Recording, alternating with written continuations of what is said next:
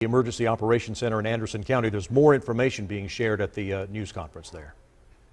Back to the playground. After they got on the scene, it was with probably within a minute they had the subject in custody. We have found out since checking further that this individual never entered the school. All this, I think one of the officials said they have some kids out on the playground. Apparently all this happened on the playground behind the school, so he never did enter the school at this time. So basically he was on the other side of the fence and he just shot through? No, I'm not sure about the other side of the fence. All I was told and heard on the radio that he was in the playground behind the school. But he was not on school property, or you're not saying that? If it's the playground, I'm assuming it's the school property.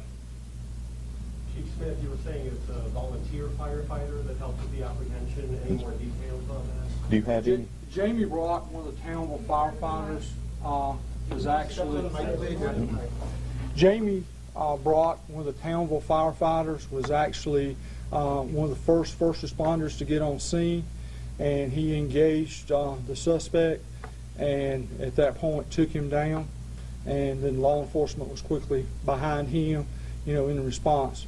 Does Brock have a weapon? No, he did not. Okay. He was on the clock at the time and just heard it. He was a volunteer fireman that was from that community that responded to the incident.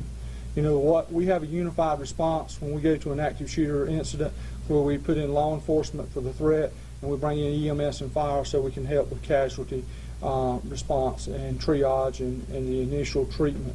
So he was part of that and actually was there in the hot scene and risked his life, to mitigate this incident.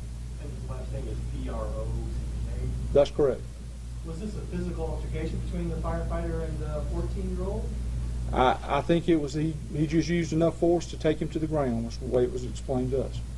But does it appear that the 14-year-old's weapon was malfunctioning, or was there... I don't have any of that information. There's one other thing I want to clarify, because earlier there's been this confusion back and forth about where patients were life-flighted to and all that. There's actually only one patient life-flighted. That was the initial patient. That patient was a pediatric patient that was life-flighted to Greenville Memorial Hospital. The other two patients was taken by ground to ANMED. Like I said earlier, this is a fluid situation where the radio transmissions and stuff coming in kind of clouded us, in the fog of war, so to speak. So, we just want to make sure that we're putting out factual information so everybody understands, especially family members and stuff that need to be there with their families during this time. Would the lifelike injury have been more critical than the injuries? That's correct. How soon after the firefighter apprehended the suspect did police, law enforcement show up to see him out? Real quick. Just so we're clear, this is kind of cloudy in the other press conference, but the student or the person, teenager who came to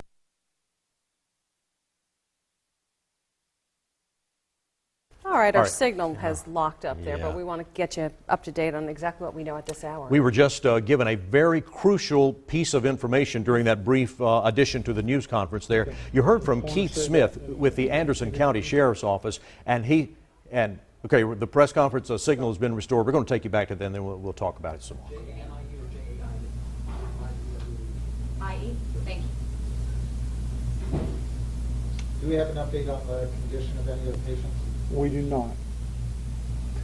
One of the things that we're going to be working through tonight is putting in a critical incident debriefing program for, we actually have members from the FAST team that's actually going to work with the firefighters right now and the EMS personnel and law enforcement that was initially involved in the incident.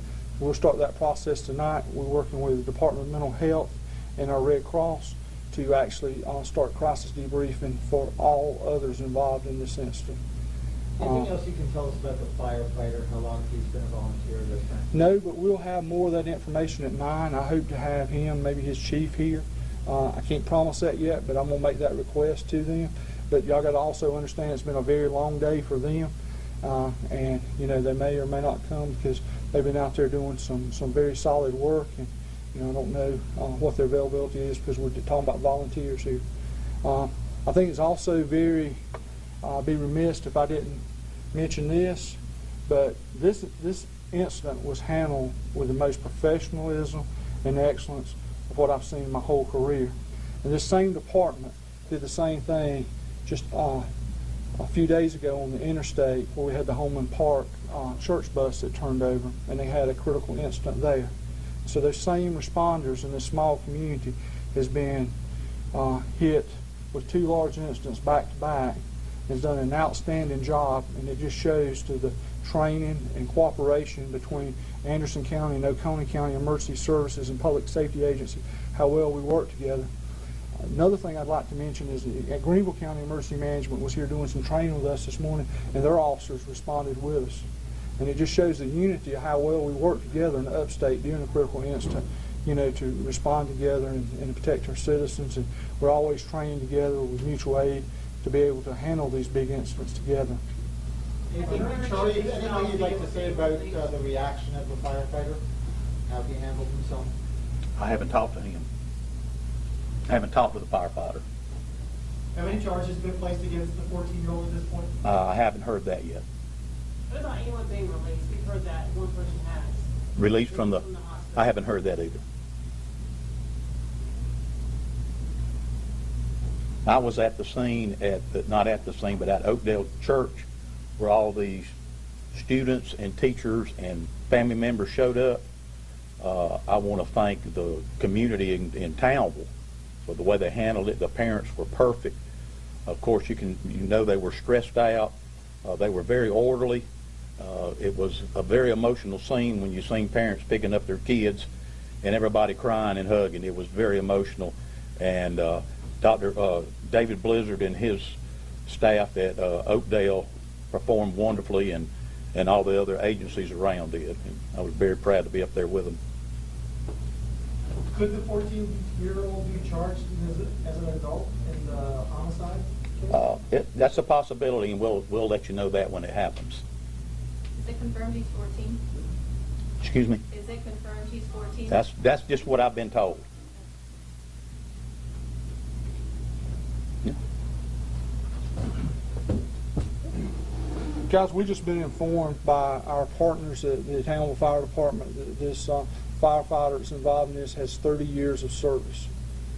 So he's been involved with assisting his community for a very long time, very experienced firefighter. Being in this community, does he have knowledge of the Osbornes and of his child? I have no information to glean from him. You said that was Townville Volunteer Fire Department? Yes, sir. Thank y'all. Thank y'all very much. Thank you, Joe.